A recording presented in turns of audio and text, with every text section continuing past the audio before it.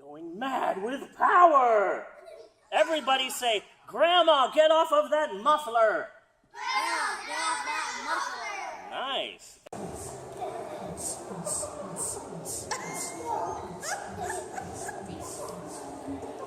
It's story time with Mr. Steve. We're gonna have a lot of fun. We're gonna read books. I don't know how to play this. We're gonna have a lot of fun. It's story time. Theme song.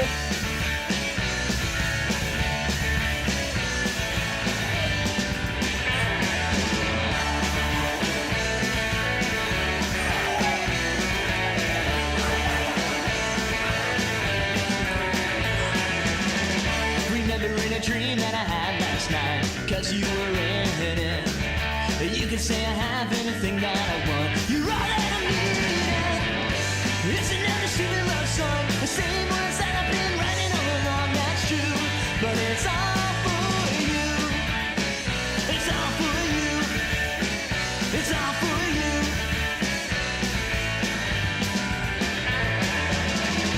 It's another day when I'm slightly amazed just by your presence. You could say that sounds just a bit cliche. Yeah, you would be correct.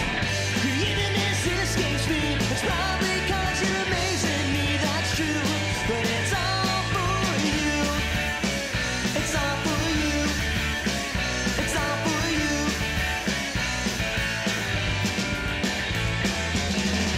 Well, I should have known I could get to you. But saying I'm in love with you, and then really I didn't think it come true. But it's all for you. Hi, it's Mr. Steve talking to you live from the ball pit. And also this isn't live. So we're just checking out the ball pit here. Bunch of kids hiding. Gotta watch out for those sneaky children always hiding. Ah, I almost got bit. You were like Jaws. Thank you.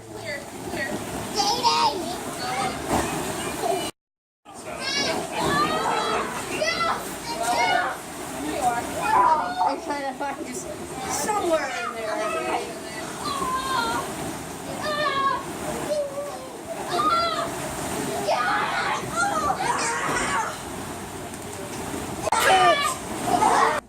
It's Raising Little Leaders story time. My name is Mr. Steve, and I've got something very special for you kids today, here inside of Mr. Steve's treasure blank.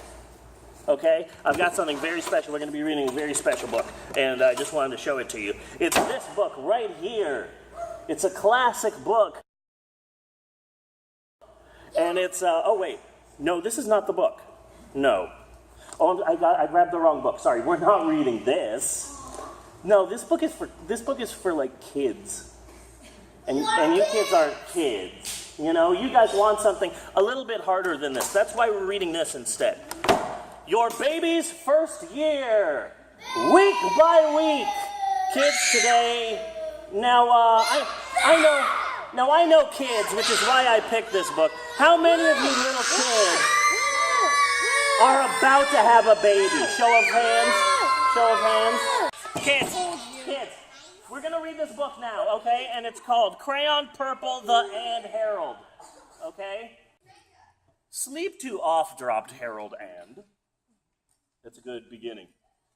Floor the on dropped Crayon, Purple, the. It's upside down. I'm not upside down. That thing. Oh, this is up. Okay, I'm sorry, I was reading it wrong. Once upon a time, there was a boy named Harold, and he had a crayon. The end. Well, that was a shorter book. I thought it was longer. So now it's time for my favorite part of story time. Nap time! Everybody find a comfy spot. And good night, kids.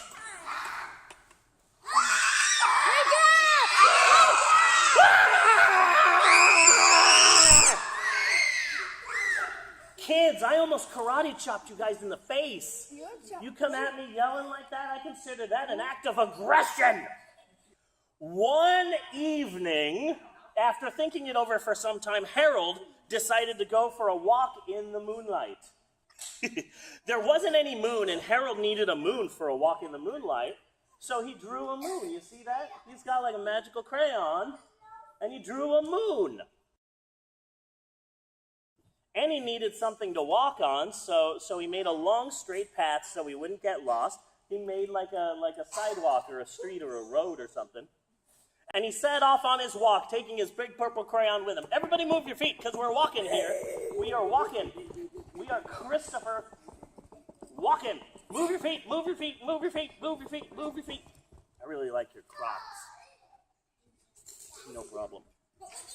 But he didn't seem to be getting anywhere on the long straight path, so he left the path for a shortcut across the field, and the moon went with him. The shortcut led right to where Harold thought a forest ought to be. So you know what he did? He drew a forest. See, he drew a tree. He didn't want to get lost in the woods, so he made a very small forest with just one tree in it. It turned out to be an apple tree. Do you kids like apples? You kids like apples? The apples would be very tasty, Harold thought, when they got red. So he put a frightening dragon under the tree to guard the apples. Everybody say, "Oh no!" It was a terribly frightening dragon. Everybody scream.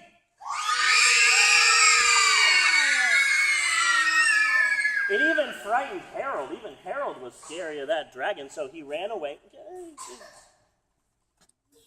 Olaf. So he backed away, his hand holding the purple crayon shook. He's so scared, he's shaking. Everybody shake. Shake, shake, shake, shake, shake. Shake, shake, shake. Shake, shake, shake. That's good shaking. No, stop it.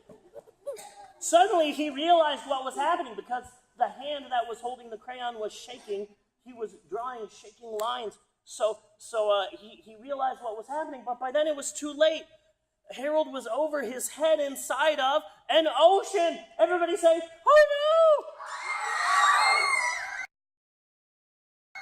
So he came up out of the purple water thinking fast, and in no time he was climbing aboard a trim little boat. He made a boat for himself, so he should be okay now. Everybody go, phew. Phew. Wait a second. You kids did what I told you to do. Everybody say, Farfignugan. Everybody say, Aloysius. I think I'm going mad with power. Everybody say, Grandma, get off of that muffler. Nice. Everybody say, hey, Eugene, do you have any French horns? That one wasn't as good as the other ones. He quickly set sail. Look, he made a sail here, and now he's on a sailboat. And the moon sailed along with him. I don't know if that's a moon. That might just be a piece of an orange. That might just be an orange right there. You see that? That's an orange. It's definitely an orange. Let me try and eat it. Ah! It is not an orange. And I may have a paper cut on my teeth. After he had sailed long enough, Harold made land without much trouble. He stepped ashore on the beach, wondering where he was. Everybody go, You don't need beautiful facial hair to do this. You just go, The sandy beach reminded Harold of picnics, and the thought of picnics made him hungry. So he laid out a nice, simple picnic lunch. There was nothing but pie. Do you kids like pie? Do you like pie? But there were all 9 kinds of pie that Harold liked best. When Harold finished his picnic, there was quite a lot left. He hated to see so much delicious pie go to waste. What is he drawing there? So Harold drew a very hungry moose and a deserving porcupine to finish it up. And off he went looking for a hill to climb so that he could see where he was. Harold knew that the higher up he went, the farther he could see. So he decided to make the tiny hill into a big, big mountain. And if he went high enough, he thought that he could see the window of his bedroom because he's trying to get back to his bedroom so he can go to sleep. He was getting tired and felt he ought to be getting to bed. So he hopped up. He hoped he could see his bedroom window from the top of the mountain. So he's way up in the top of the mountain. Let's look around like this, kids. Put your hands to your forehead. Let's look around like this. Let's see if we can find that bedroom. It must be somewhere. Maybe. Oh, I finally got the thing behind me. I'm really behind the times. Took me a while. I'm not the sharpest tool in the shed. I finally realized what was behind me. Okay. But as he looked down over the other side, he slipped. Oh no! Harold has fallen. Everybody say, oh no! And there wasn't any other side of the mountain. He was falling in thin air. Everybody say, oh no! But luckily he kept his wits. That means, you know, he's still super smart. He's a smart kid. He's a tough cookie. And he still has his purple crayon, of course. So what he did was he made a balloon. He made a big balloon here, and he grabbed onto it. Yeah, a hot air balloon. And he made a basket under the balloon big enough to stand in, and yeah, that looks like a hot air balloon. He came up with something. Everybody say, hooray! He had a fine view from the balloon, but he still couldn't see his bedroom window. He couldn't even see a house. So he made a house. See, he made a house with windows and what's that, a chimney? So he made a house with windows and a chimney, and he landed the balloon on the grass in the front yard. None of the windows was his window, though, because he's looking for his window, his specific window. None of these windows are his windows. He tried to think where his window ought to be. So he made some windows, and then he made some more windows, and then he made some more windows, and then he made some more windows, and then he made some more windows. He made a big building full of windows. He made lots of buildings full of windows. Look at all those windows. It's Windowpolis. He made a big city. It's San Fran windows. He made a whole city full of windows. New York. No, it's Windows Vista. But none of the windows was his window. He's looking for his specific window, and none of these windows are his window. He needs his window. He couldn't think of where it might be. Let's think. Everybody go, He decided to ask a policeman, or maybe a Muppet.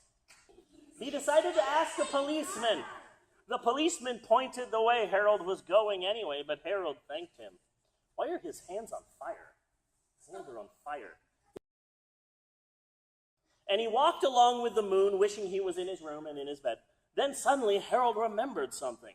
He remembered where his bedroom window was. His bedroom window was where there was a moon. Aha! Everybody go, aha! It was always right around the moon. His window was right around the moon. So he's drawing a window right by the moon. And then Harold made his bed. And then he got in it. And then he drew up the covers.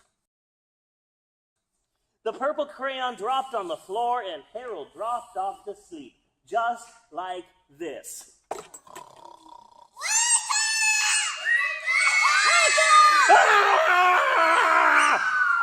You kids, I told you not to yell at me like that. I almost karate chopped you in the face again.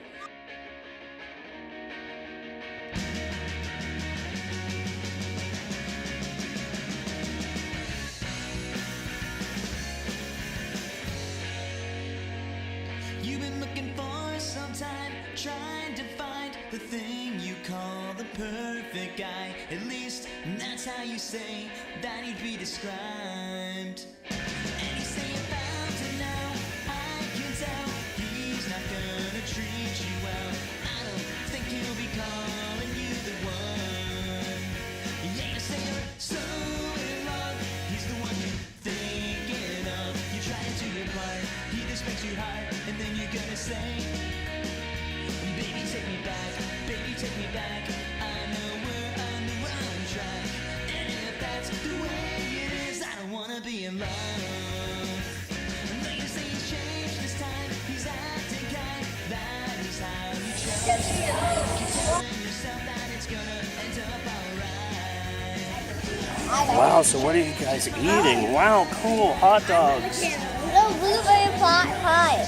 Blueberry pie? Maxwell insists he's never had pie before. You've had pie before, you just I don't don't remember. He's the one you're thinking of. You try to do your part, he just makes you hard, and then you're gonna say, baby take me back, baby take me back. I know we're on the wrong track, and if that's the way it is, I don't wanna be in love.